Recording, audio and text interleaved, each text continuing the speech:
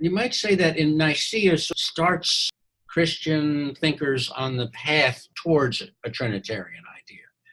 But no, I mean, the Trinitarian idea doesn't really crystallize until the Cappadocian Fathers, Gregory the Great and Gregory of Nyssa and Gregory of Nazianzus, who invented a new language. And in a sense, that's where the doctrine of the Trinity really gets created.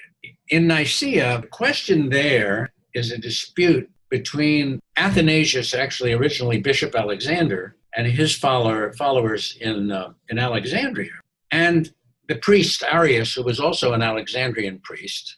But let me say also that there was a geographical aspect of this dispute, that Arian views, right, the view that Jesus is a divine but subordinate figure, is expressed most strongly in the provinces of the East, especially in Antioch in Syria, but also in Palestine, and to some extent also in Turkey, in what's now Turkey, but was then Asia Minor.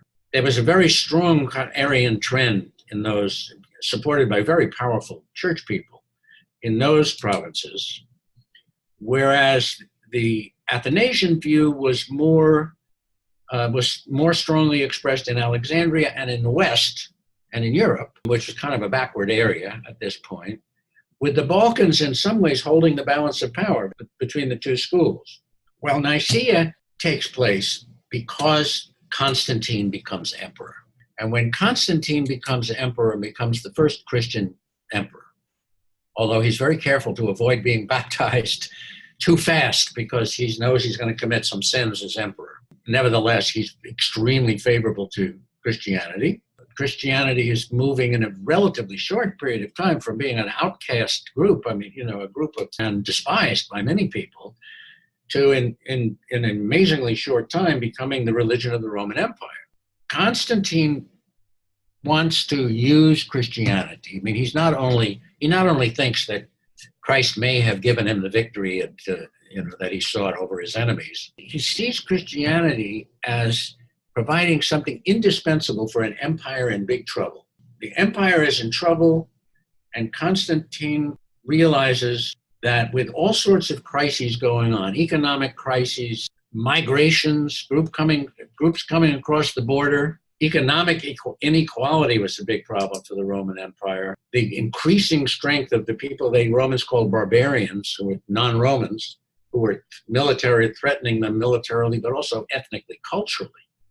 Faced with all of these problems, Constantine sees that maybe Christianity works in 2 or 3 ways to save the Roman Empire. One, it will provide a kind of spiritual sustenance and morale booster for the empire. It'll help people agree on important issues, agree on ethical issues, agree on how to live at a time when the old gods were clearly in decline. And Roman ideology, insofar as it was tied to those old, was not so convincing anymore. Everybody knew they made good roads, and so on. And they had powerful legions, but that was not solving the problems of the empire. Sometimes rereading this book 20 years after I wrote it, sometimes I think that one of the things that I was dealing with in the book, but I didn't see it clearly at the time, was the crisis of empire. So Constantine sees Christianity as being able to help as a kind of ideological glue for the empire, but also I think he thinks it'll help because it could bring divine favor.